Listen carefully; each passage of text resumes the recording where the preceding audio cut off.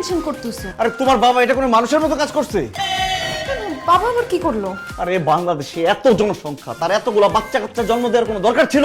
এতগুলো ছেলে মেয়ে কোথায়? আমরা তো দুই বোন। দুইটা বোন কেন হবা তোমরা? তোমরা একটা বোন হইতে পারতো না? সে একটা বাচ্চা জন্ম দিতে পারতো না? আমরা দুই বোন, তাতে তোমার সমস্যা হচ্ছে কি? আমি তো সেটাই বুঝতে পারছি না। তুমি বুঝবা কিভাবে? তোমার কি বোঝার মতো বুদ্ধি আছে?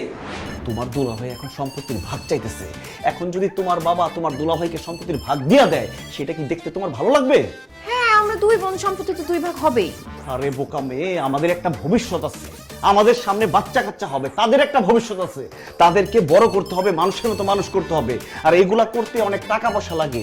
আমার শ্বশুরের যে সম্পত্তি আছে, আমি তো ভাবছি যে আমরা সারা জীবন পায়ের উপর পা তুলে আরামায়েশে আমরা কাটাইতে পারবো।